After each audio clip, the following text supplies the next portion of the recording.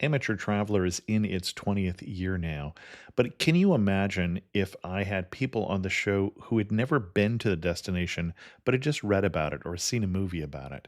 That wouldn't make any sense at all, and you wouldn't listen. We all know how important it is to receive advice from people who know a destination to get the most authentic local experience. And a great option for experiencing this is Explore Worldwide and their authentic small group adventures, led by local tour leaders, perfect for solo travelers who want to meet like minded people with a desire for adventure. I'm often an independent traveler, but two of my last three trips were with small group tours because they organize everything and it's a lot easier. If you want to recreate the tour I did to Malta, they have a Malta and Gozo Discovery Tour. I'm intrigued by one of their tours called A Taste of Sicily. The company again is Explore Worldwide, and visit exploreworldwide.com to learn more. And thanks to Explore Worldwide for sponsoring this episode of Amateur Traveler. The nights are long, the days are short, and the weather is chilly to downright cold, depending on where you are. It's a good time to slip into a Quince iconic Mongolian cashmere sweaters, which start at only $50. You can treat yourself to everyday luxury at an affordable price with Quince. If you really want to dive into luxury, you can check out their leather handbags, washable silk shirts, and European linen sheet sets. Whatever you're looking for at Quince, all the prices are 50 to 80% less than similar brands, and they do that by partnering directly with top factories and cutting out the middleman. They only work with factories that use safe, ethical, and responsible manufacturing processes. And of course, they use premium fabrics and finishes for that luxury feel in every piece. But you've already heard me rave about my Quince travel pants. Treat yourself this winter without the luxury price tag. Go to quince.com/traveler for 365-day returns plus free shipping on your order. That's QUINCE.com/traveler to get free shipping and 365-day returns. Quince.com/traveler. And thanks to Quince for sponsoring this episode of Amateur Traveler. Got my bags packed and on a roll. I'm heading out there and I'm ready to go. I'm looking real good in my passport photo. Oh, no. Amateur Traveler, episode 731. Today, the Amateur Traveler talks about sea otters and monarch butterflies, beaches and missions, adobes and sardines, as we go to the Monterey Peninsula in California.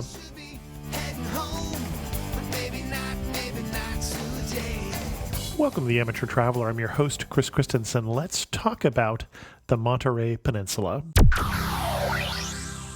I'd like to welcome back to the show Jeff Ohlfs, who has come to help me talk about the Monterey Peninsula in California. Jeff, welcome back to the show. Hi, Chris. It's great to be back. I love Amateur Traveler. Big fan.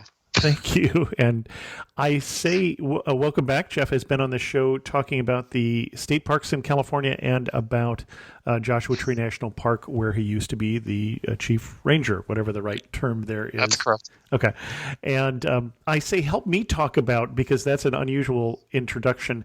We're talking about the Monterey Peninsula in California, and I grew up just a stone's throw from there in Salinas, California, which is the county seat of Monterey County. So it's an area that I know pretty darn well because I've been going there since I was 3.5. But I don't like to talk about things without by myself. So Jeff volunteered to come help me talk about Monterey. And I'm going to ask you first, why do you think someone ought to go to the Monterey Peninsula? Well, you and I, we love our history. So there's a ton of history there. The scenic beauty up and down that coastline in and around, and Monterey Bay itself is just pretty much unparalleled for what they have. And I just love it. I mean, like you, I grew up just a stone's throw over the hill in Saratoga. My grandfather had a ranch in the valley there. My post-wedding honeymoon was in Monterey. And I go back every year, particularly for the Scottish Festival, which is the first weekend in August, to see my favorite Irish entertainer, Seamus Kennedy, plays there. So I love Monterey. Well, and you say history. We might as well start with that. Monterey was the first capital of California, and well, that's not quite true. Monterey is where the Constitution for California was created in Colton Hall, and it was the Spanish and Mexican capital of California. Correct. And there's so many historic buildings and things in Monterey, more than we can do in the time that we have allotted. But I mean, you mentioned Colton Hall, which is basically California's Independence Hall, Right. where they drafted our Constitution on September 9th of 1850 for our statehood. I think a couple older buildings there, the Customs House, which was built in 1827 and was actually the seat of the Mexican government. And then in 1846, when Commodore Sloat raised the American flag on the building with the U.S. military taking over of California, the history and all the old buildings there. We should go back a little bit. Let's talk first, reemphasize about the Essalon people and the Ohlone, or also known as Coast-Noans, were the natives Americans that lived in the area.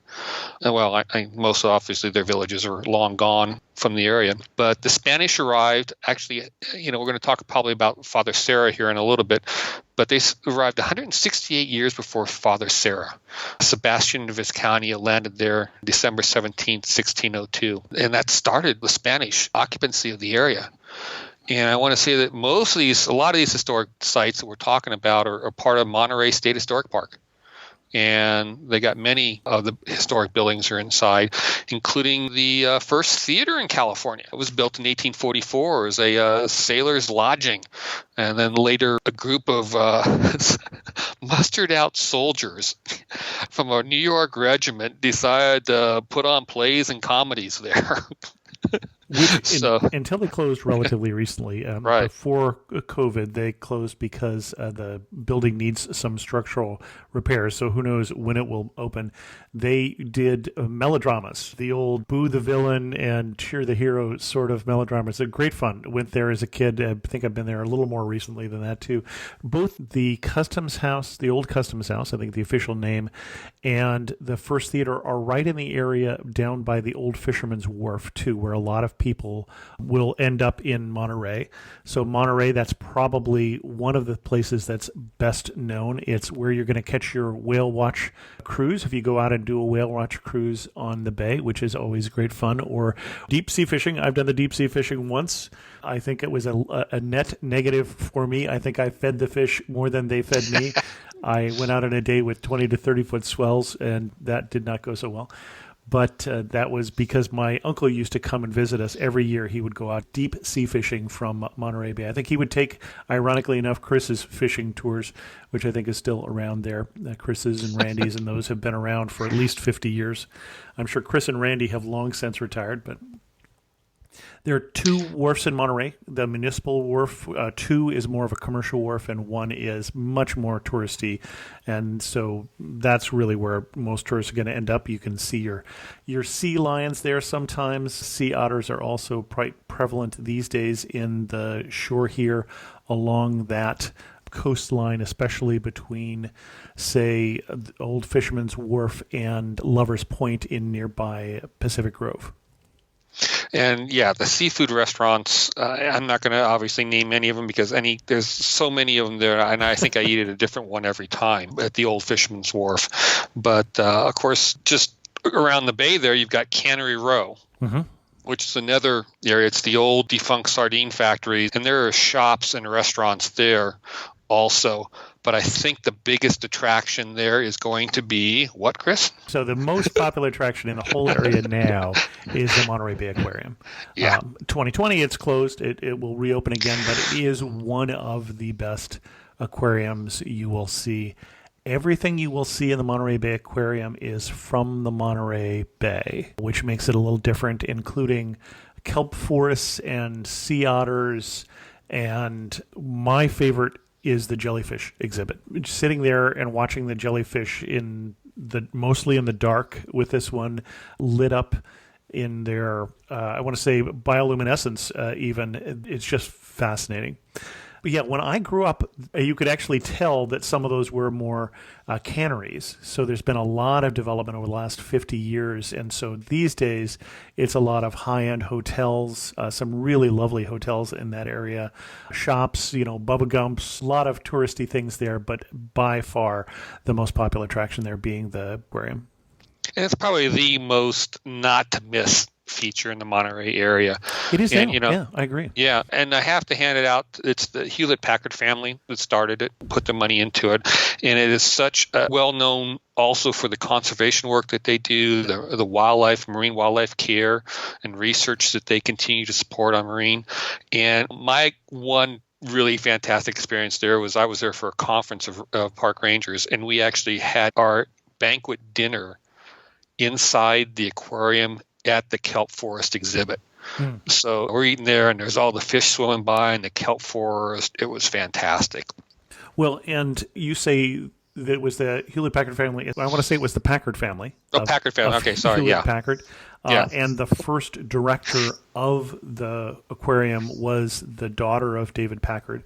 The joke goes that she said, "Daddy, buy me a fish tank," but I don't know that that's really true. But I've heard that too. He actually, one of the last things he invented, and I used to work for Hewlett-Packard back in the day, but one of the last things he invented was the wave machine that keeps the kelp alive, because kelp has to have waves to not die off. And that was really one of the first times that they were able to put a kelp forest in an aquarium and not just have it go away. And connected with the aquarium is now an area called the Monterey Bay National Marine Sanctuary. It was established in 92. It's called the Serengeti of the Sea. It stretches along the central coast from San Francisco all the way down to Hearst Castle. A lot of beaches, tide pools, kelp forests. But this sanctuary was set aside because of these kelp forests and the whale watching you talked about and deep sea fishing. So it is a protected area, which is good because that's why we got all this stuff there to see. Well, and there is a lot of one of the reasons they can do everything you see is going to be from the aquarium is that one of the things you should know about Monterey Bay. First of all, if you're planning on going on a beach vacation, Monterey Bay is not your place because some lovely beaches actually in the area, especially as you go up the coast. And I'm not going to use north and south very often in this episode because if you look at a map, it's all confusing because Monterey actually faces east. So that's going to confuse things. So I'm going to go up the coast or down the coast. And as you go up the coast from Monterey, you get some long, miles long beaches in Sand City and now in the what is now Fort Ord Dunes State Park. But the water is always cold in Monterey Bay. And one of the reasons it's always cold is Monterey Bay is deeper than the Grand Canyon. So it's a popular place for great white sharks to hang out. It's a popular place for whales as they're passing by.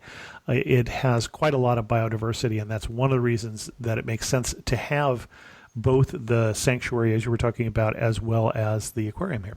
Yeah, and so that's kind of that central core, I don't want to call it tourist area, but the visitor attractions down there. But well, I'm going to keep going just a little further because I'll tell you my favorite part of the coastline is, I say I'm not going to do north and south. I want to say northwest, but it's further along the coast from the aquarium is a path that goes basically from well past Lover's Point to well past Marina. And you can either get a bike or a surrey or you can walk it. And my favorite part to walk is that part between Lover's Point in Pacific Grove and Old Fisherman's Wharf in Monterey. And it's just a very beautiful, picturesque portion of the bay. Rocks and crags right past the aquarium. If you peek in, there is the Hobson's Marine Station, and you can almost always see seals, harbor seals, right there past the fence in a little cove there in Hobson's Marine Station. Again, you're just like 2 blocks away from the aquarium at that point, further down the coast, if you'll give me down being the direction in that place. Yeah, it's the Monterey Bay Coastal Recreation Trail, and it actually goes 18 miles, Chris, all the way out to Castroville. Oh, I didn't know it went all the way to Castroville. Okay. Yeah, along the Southern Pacific Railroad, the old Southern Pacific Railroad. Yeah, this is a rails to trails. Exactly. Yep, rails to trails. And they say there at that Lover's Point, that's one of the great spots to watch the sunset. It is a pretty spot, but it's actually not the best spot to watch the sunset because it faces east. I would go, if you're going to watch the sunset, I would go around the corner over by Point Pinos Lighthouse to, Asilomar Beach area. Is going to be a better place for watching Lighthouse. For one thing, you're facing west. But Lover's Point is a beautiful area you will often see in normal times. If you're there on the weekend, you can see 3 different weddings going on at the same time because they called it Lovers Point. It's also got one of the nicer beaches in the area, just a small, very family-friendly beach area. Again, water's always cold, but a lot of surfers go out, Lovers Point. The 2 places in the area where you'll see a lot of surfers are the Lovers Point Beach and then much further along the coast down south of Carmel at Monterey Beach. You'll see, actually there you'll see divers, but here you'll see surfers. And then the real surfers are the other end of Monterey Bay up in Santa Cruz. Santa Cruz. We're not going to talk as much about Santa Cruz, but if you're interested in surfing, that's where international surf championships happen. And that's your real beach town. If you really want to go to a beach and you want the water to be a little warmer, go in September and go up in Santa Cruz, Capitola, somewhere up in that area, northern part of Monterey Bay. And as you were talking about, of course, Lovers Point, that's in the community of Pacific Grove. Right. Which is kind of a Victorian-era homes that they've turned in. It's a place for bed and breakfasts and inns and things, and it's a gateway to this. And one of the other attractions there, of course, is the Monarch Butterfly Sanctuary. Indeed. And Pacific Grove is nicknamed Butterfly Town, USA. And they have an annual butterfly parade, Butterfly Days Festival, live music and art, and it's usually the first Saturday in October. And again, I'm going to actually digress for just a second and remind everybody, this is we're talking about here now COVID season, so please check everything if this is still going on, what's open and what isn't. Well, you're going to have a little trouble finding the information for the Butterfly Parade. The Butterfly Parade is really targeted at locals. I got to go because I grew up 20 miles away or 30 miles away, however far Salinas is from there. But it isn't advertised a lot. You won't see advertisements at your hotel or things like that, so you're going to have to look ahead of time. It is adorable. The kindergartners are always the monarchs themselves, and they're dressed up in their costumes. But there are a grove of trees in Pacific Grove where the monarch butterflies come back every year. They winter. Every winter, thank you. And they winter in these trees. And, it's interesting if you want to see that. It's a little surprising that they come back every year because it's not the same generation. It's, as I recall, 4 generations later. It's embedded in them, and they're migrating from the Rockies. Right, down into Mexico. Now, it's not my favorite place to see. I have to put out Natural Bridges State Park up by Santa Cruz. It's actually California's State Monarch Preserve.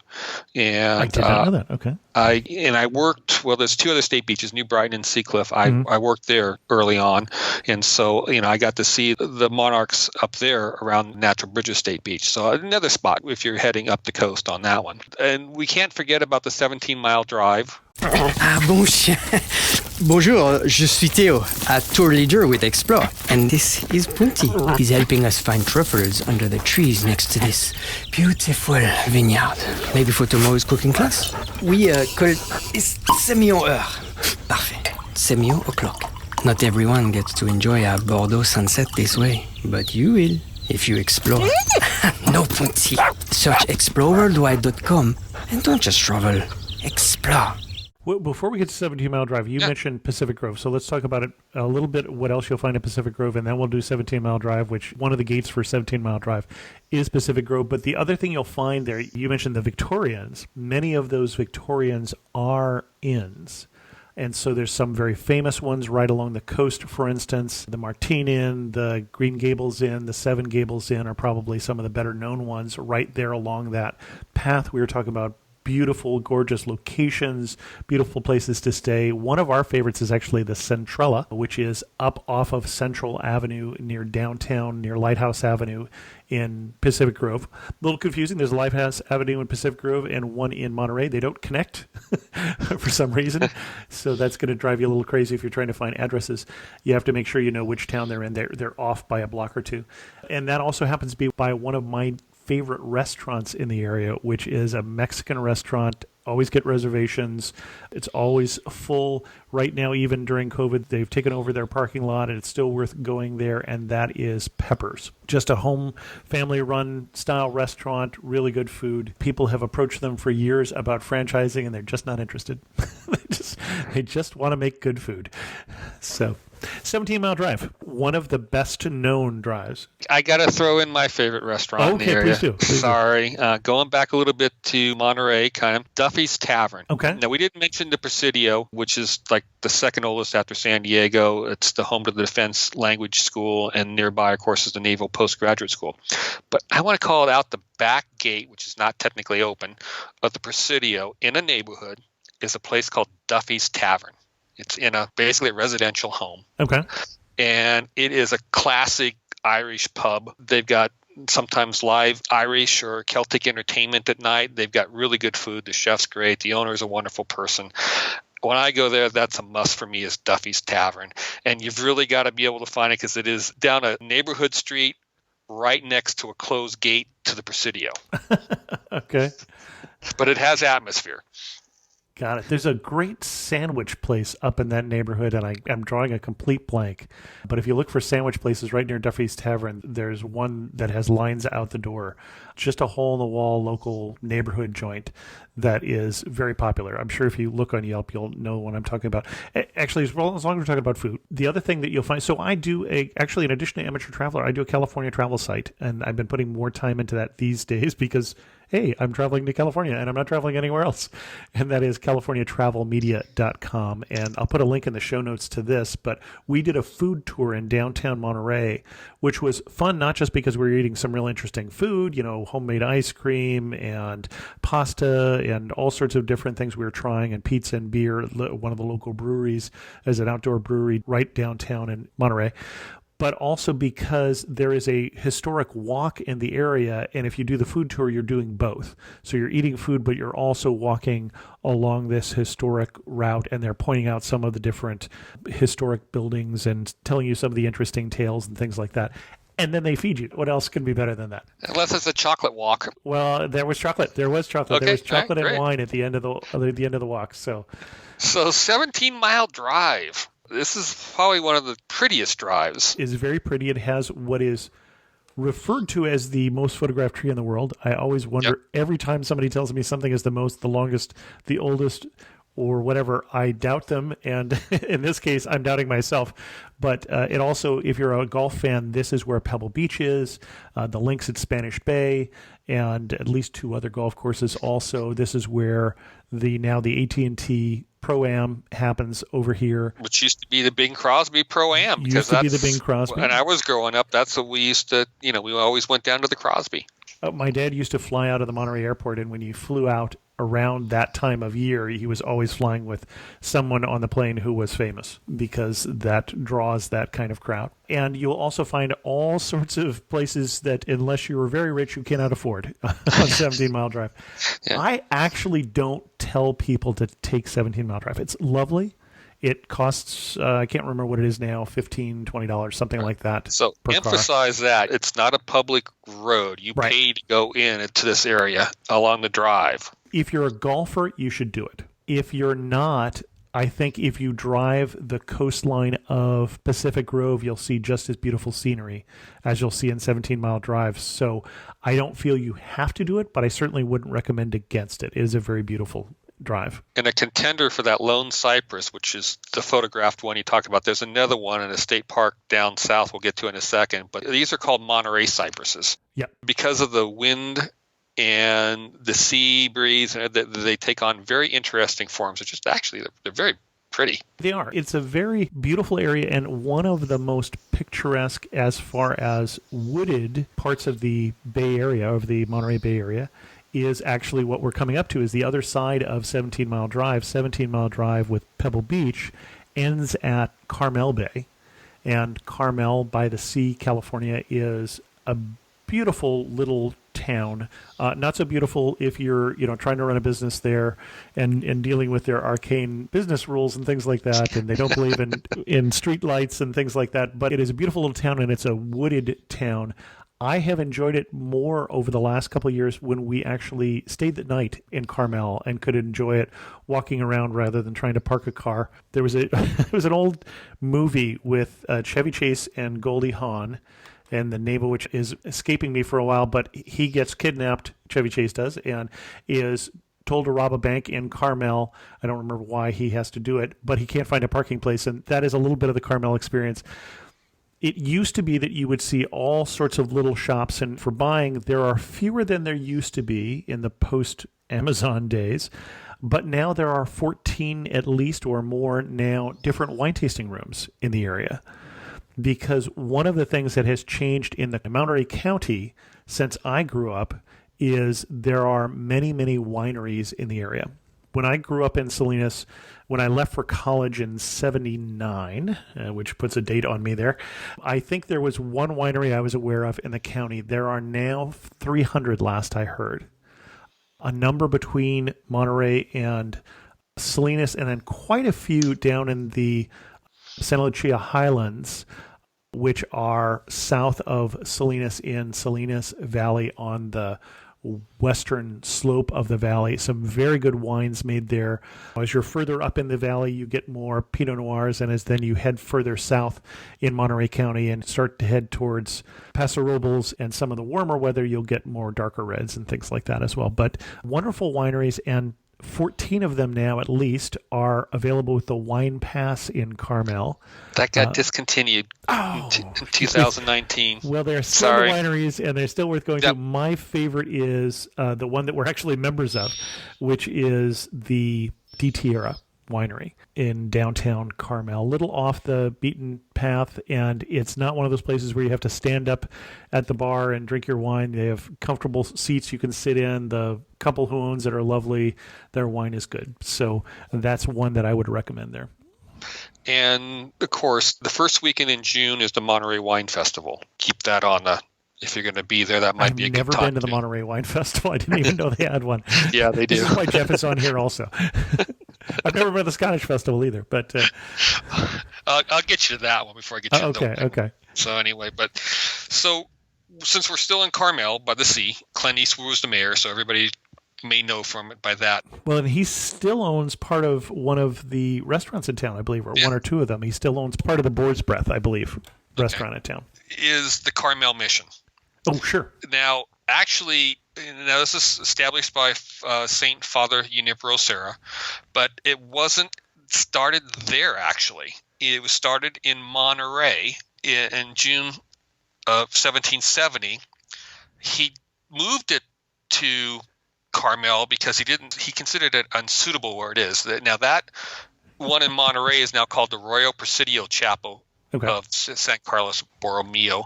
So he took the mission, even though that the chapel is still there in Monterey, and moved it down to Carmel in 1771, about a year or so later. And he's buried there. I had forgotten that. Okay, yeah. He's buried there. Beautiful mission, still a church that is in use. Right off Highway 1, so not in downtown Carmel, not off of Ocean Avenue, which is the main drag in Carmel, but off of Highway 1, also close to the Carmel River State Beach. Honestly, that's where I used to go to the beach as a kid. When I was old enough to drive, we would go there because it is actually warm enough to swim in the river just before it hits the beach. It hits an estuary. Beautiful beach there along the just south of Carmel, not the white sand beach you'll find in Carmel, but pretty. And one of the many California missions. We've talked about them on the show before. In fact, we talked about them with Jeff when we talked about state parks, because some of them are state parks, not all of them. This one is not. This one is still owned by the Catholic Church. And I think we're going to mention 3 others as we go along, because now that we're kind of out of the Monterey Carmel Central, as you said, we can go down coast, up coast, or inland. Well, let's go down a little bit to two different things that are just outside of town. And one is, I know one of my favorite state parks in California. We've talked about it on the show that we did on state parks. And I think it's a favorite of yours as well, which is Point Lobos State Natural Reserve. Get there early. It fills up, and they close the gates and make you walk in from Highway 1. But very beautiful coastline in Point Lobos. Beautiful place for a easy hike. It's not a very big park.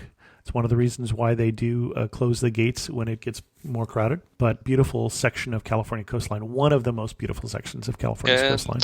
This is the contender for the other Monterey Cypress. Okay. that I think I figured that's where you're going. is photographed there at Point Lobos out in the point there off the trail. And if you're there, they have a museum. It's called the Whaler's Cabin. It was built by Chinese fishermen and then later used by the Japanese and Portuguese fishermen, but it's now a museum.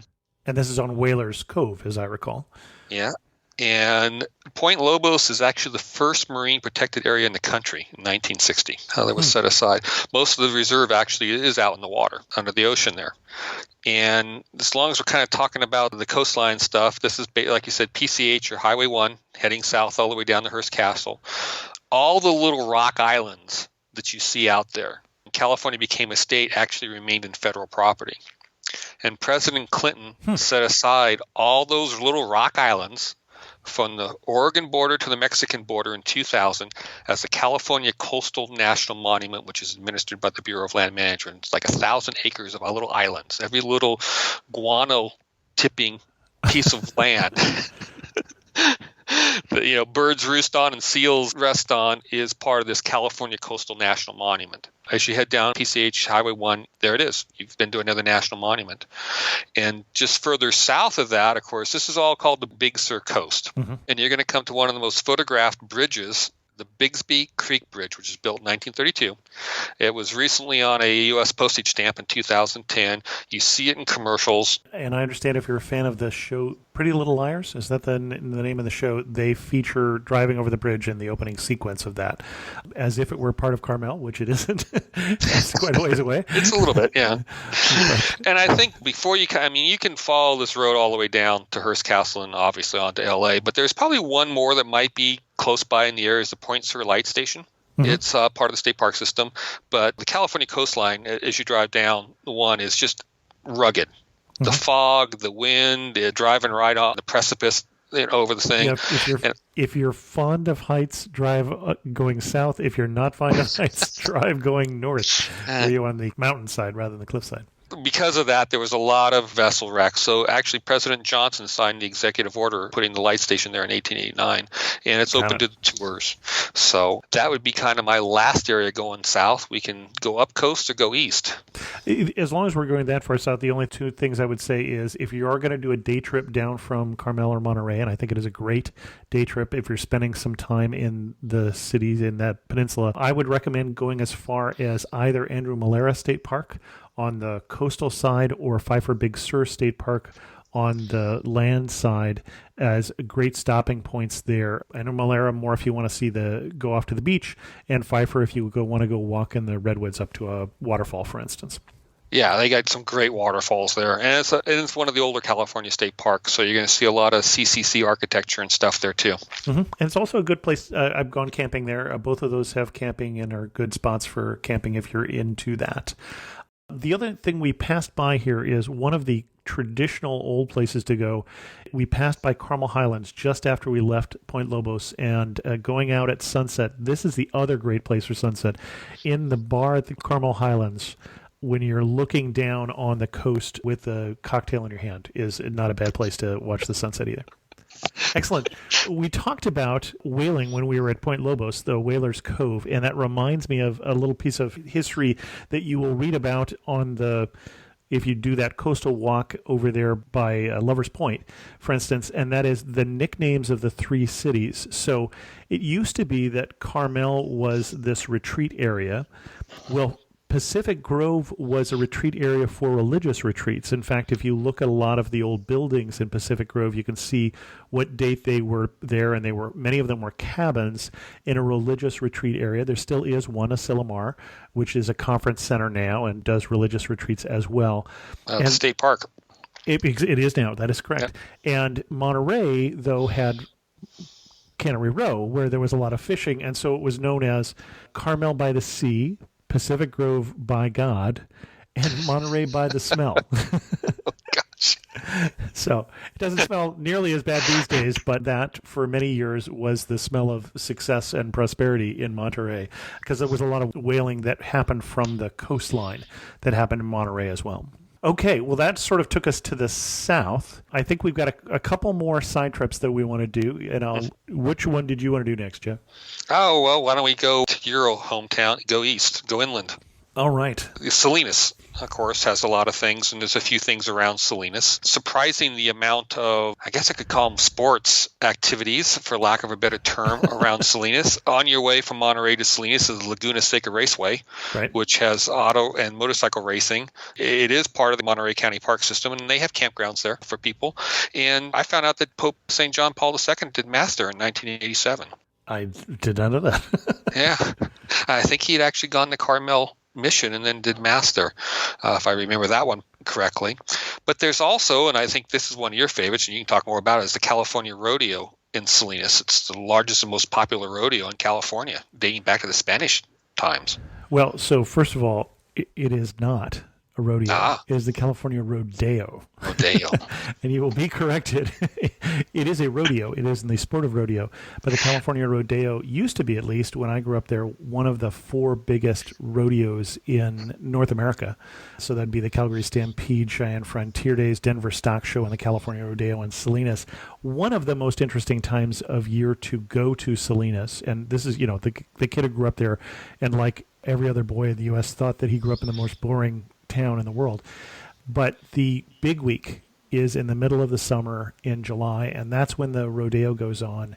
And there's the Como del Rodeo Parade, which is a night parade, one of the largest night parades west of the Mississippi. And every day at noon, there's the horse parade. And then on Tuesday night, I think it usually is the Kitty Caper Parade. That's the one I used to go out in, kids used to go out, and that's definitely for locals.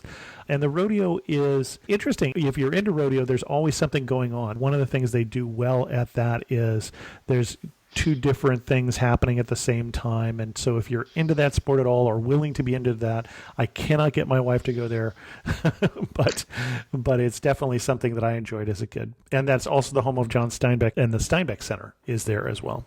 Right. I was actually going to mention back in Monterey that Robert Louis Stevenson lived in Monterey, and his house is open for people to visit. And there they will tell you that Point Lobos was what he used as the map of Treasure Island. Of course, I've been at least 2 other places in the world that say that he patterned Treasure Island after, where they were. So I don't know that there's any truth to that story, but that's the story they will tell you at the Steinbeck house, or at least they told me that when I was a student going over there in elementary school.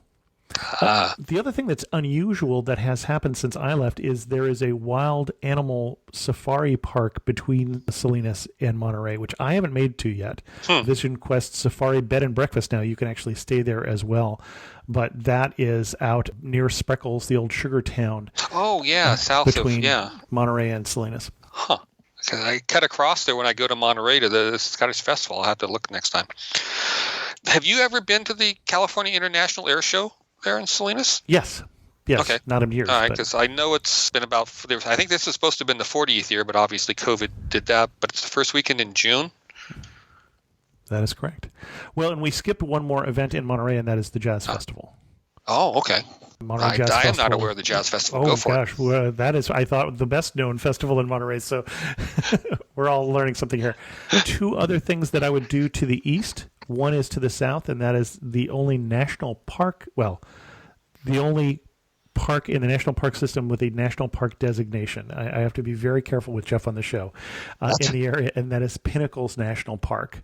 Volcanic area, fascinating place. Bring a flashlight. There's a series of caves that you can walk through, do some hikes. Very warm in the summertime. Bring water. There are 2 different entrances to the west and to the east, and they do not connect. You cannot drive from one to the other on anything that is paved, at least, and you have to drive quite a ways around the El Gabilan range of mountains to get from one end to the other. We used to always go to the east side of the park. The west side of the park is interesting too. Don't expect cell phone connection. Beautiful park, wonderful hikes, and the caves are really just narrow ravines that with great big rocks have fallen into, but great called Talus Caves. There you go. Because you know why I know that? Because that was my first National Park Service area I worked at. There you go. Well, we had to mention that. And then you mentioned we were going to talk about some other missions. Yeah. Well, before we get off of Pinnacles, just a couple things, folks. California condors can be seen at the Pinnacles. Mm-hmm. And the other interesting thing is we were talking about their eroded volcanic peaks. Well, they're right on the San Andreas Fault. Yes. And the other half of those peaks is 195 miles southeast. So I'm not sure which side's going north, which side's going south, but The west side is going north. going north, right? Yep. Okay. Basically, Los Angeles is moving up towards San Francisco. Yeah, there we go. It's because San Francisco is on the North American plate. Okay. Los Angeles is on the Pacific plate. So Right. another great place you can see that. Oh, so you mentioned condors. The other thing you can see in that area, if you are sharp-eyed, is hawks. And telling the difference between the two is not always easy. So bring your binoculars. But the reason why those range of mountains that go from, say, the Pinnacles up towards the next stop that I'm taking you to, which is San Juan Bautista, which is another mission, are the El Gavilan ranges. That's the word for hawk. And so they were named from the hawks that you can see there. So I did want to take you to the San Juan Bautista mission, which used to be at least my favorite mission. And it's still one of my favorite missions because they preserve a lot of the town. I would have to say the mission down in Lompoc is growing on me.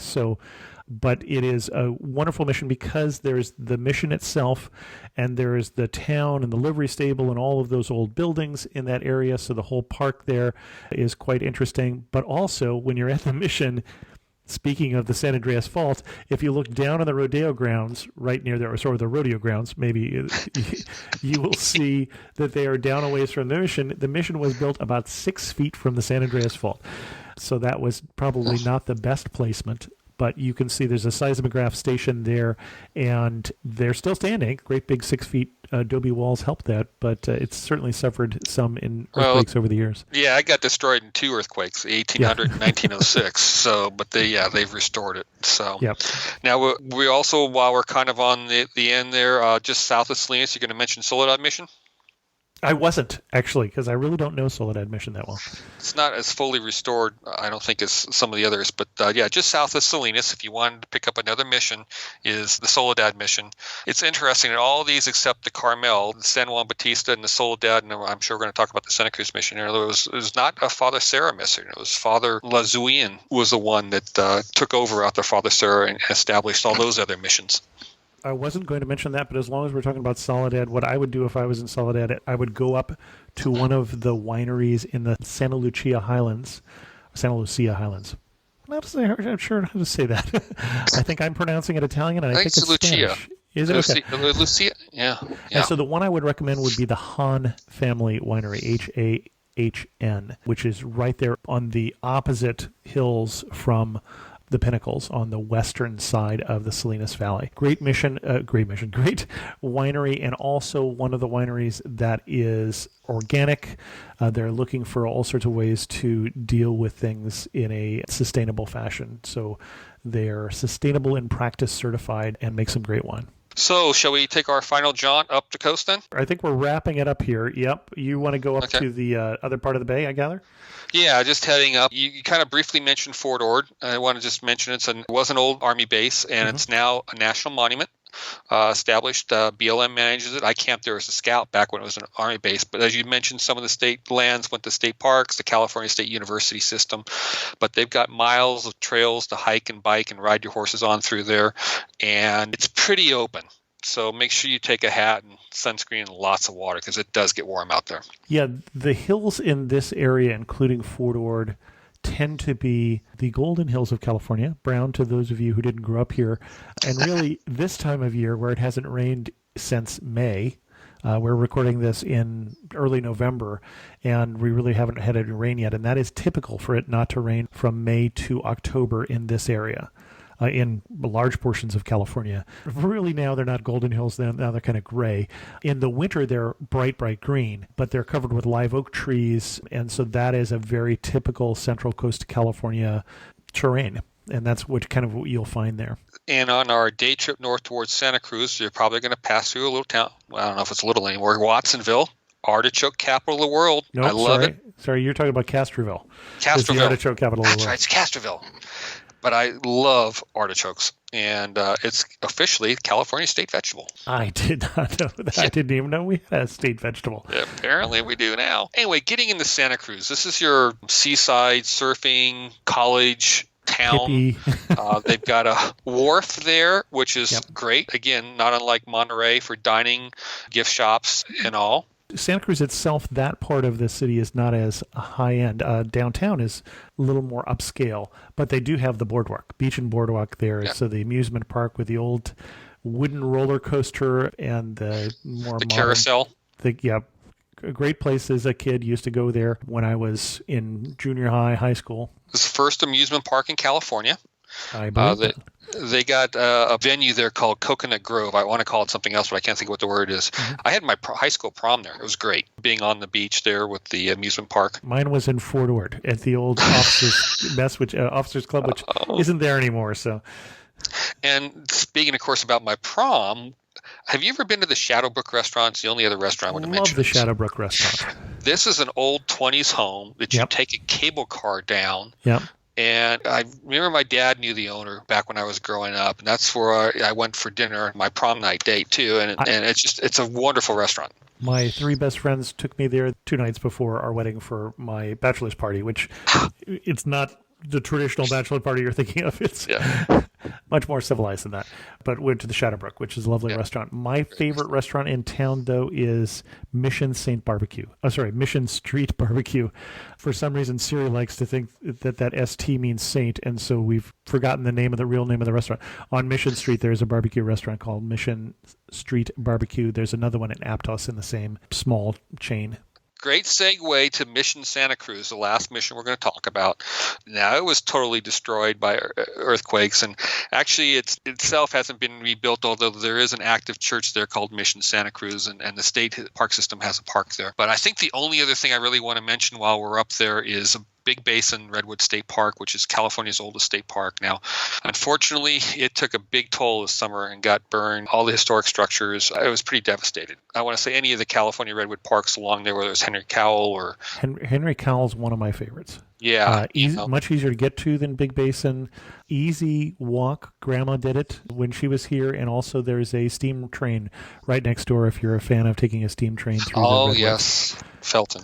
Yes. So, yeah, up in Felton. Felton is just outside of Santa Cruz. Easy day trip if you're in the Monterey Peninsula area is your home base. All right. As we start to wrap this up, this is going to be a longer episode, but, it's a labor of love.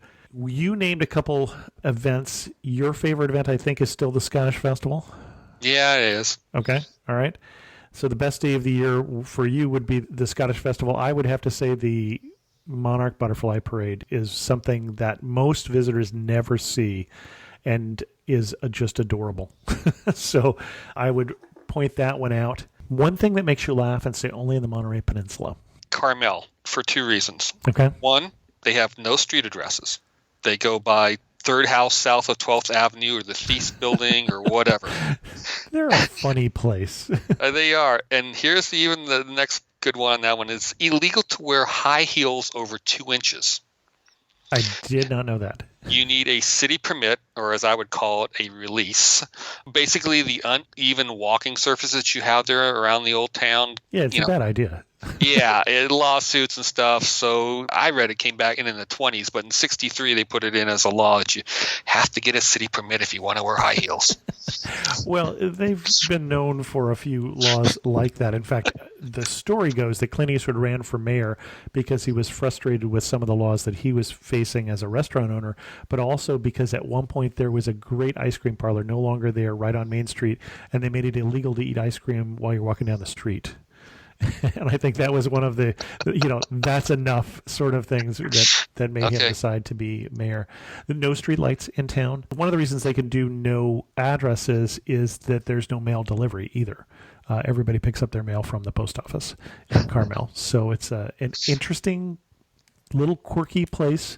It's not really a hippie place. It's an artist place. Right. Hippie place is Santa Cruz. But it is beautiful. We used to have a friend of my parents who had an art gallery there. A lot of wonderful artists there still. Not as many as there used to be, I think. But beautiful, beautiful city as well. You're standing in the prettiest spot on the Monterey Peninsula. Where are you standing and what are you looking at? Point Lobos. Yes, that is the correct answer. Yes, at sunset also. Kind of like the Mallory Square of Keys West. But that to me, there you go. Excellent. And Jeff, if you had to summarize the Monterey Peninsula in just 3 words, what 3 words would you use? Hyphenated sea air. Okay. History and comfort. And you're going to have to explain comfort. It's just, I don't know. I just like going to Monterey. It's just, the people are friendly. There's all the history. It's just the fog comes in. It kind of wraps around you like in a blanket. It's comfort. It's just. Oh, yeah. So you mentioned the fog. We really haven't talked about the weather. We didn't talk about the fog. So. Yeah. And I love the fog because I grew up near this. But Monterey, like San Francisco, sells a lot of sweatshirts with Monterey on them in the summertime. Not because people want a sweatshirt with Monterey on it, but because they thought they were going to California and it would be warm. And it's quite often it will be in the 50s or 60s in Monterey, and then inland one valley, it will be 70s and 80s, and then inland one more valley, it will be 100 degrees. And so you're in an area that is, where I grew up, it froze 6 nights in the wintertime, never during the day, but during the night, it would hit freezing 6 times, and during the day, it would go above 90 about 6 times a year. So it's mostly mild weather, but always bring a sweatshirt, no matter what the weather is like when you leave the hotel. Because about 3 o'clock, typically the fog will roll in, and that will keep it from getting too warm or too cold. So very beautiful area if you like fog. Excellent. Jeff, thanks so much for coming on Amateur Traveler and sharing with us and sharing with me your love for the Monterey Peninsula. Chris, it's always fun. Thanks for having me. In news of the community, first, a thank you to those people who are patrons of the show through patreon.com, patreon.com/amateurtraveler, and help support the show, and especially to our newest patron, who is Pam Payron. And Pam says, "Thank you, Chris. Love Amateur Traveler. Have been listening for about a year. Plus, I always enjoy This Week in Travel." Thanks so much, Pam. I also heard from Fan about the episode we did recently on Egypt. Hi, I'm currently in Egypt and listened to the episode, but I thought that it needed better explanation of Luxor's West Bank. It's not just Valley of the Kings and the Temple of Hatshepsut. There are several other sites to visit, including Habu Temple, Ramesseum, Valley of the Queens, Valley of the Artisans, and the Tombs of the Nobles. Each one is a separate ticket unless you buy the Luxor Pass. And the way Valley of the Kings works now is there is a dozen or so tombs open, and your ticket gets you admission into 3 you can choose. There's also 3 additional tombs that you must pay extra for: Seti, Ramses V, and 6th, and King Tut's. Thanks so much, Fan. I appreciate you both correcting us on some of the details where I wasn't sure in terms of the Valley of the Kings. That was close to what I was remembering, so that was good. And then I did not know about the Valley of the Artisans and the Tomb of the Nobles, too. So other things to think about if you have more time, especially than the itinerary we gave you in that particular episode. I've been pointing out things in the affiliates page, amateurtraveler.com/affiliates, and I'm putting this show out just after Black Friday in the U.S. when there's a lot of sales on just almost everybody is doing a sale here in the U.S., and we'll probably be doing a sale for a week or 2 at least as we lead up to Christmas. So if you are thinking about buying a tour or something, we're in one of these really strange situations right now as I'm recording this where I really encourage people to stay home, but we're also being told that sometime in 3, 4 months, 5 months, anybody who wants a vaccine can have one, and so we may be looking at more travel next year. We'll have to see how it goes, but there are certainly some deals available right now, and you could check out basically any one of the different vendors we have on that page, amateurtraveler.com/affiliates. And with that, we're going to end this episode of Amateur Traveler. If you have any questions, send an email to host@amateurtraveler.com, or better yet, leave a comment on this episode at amateurtraveler.com. And thanks so much for listening.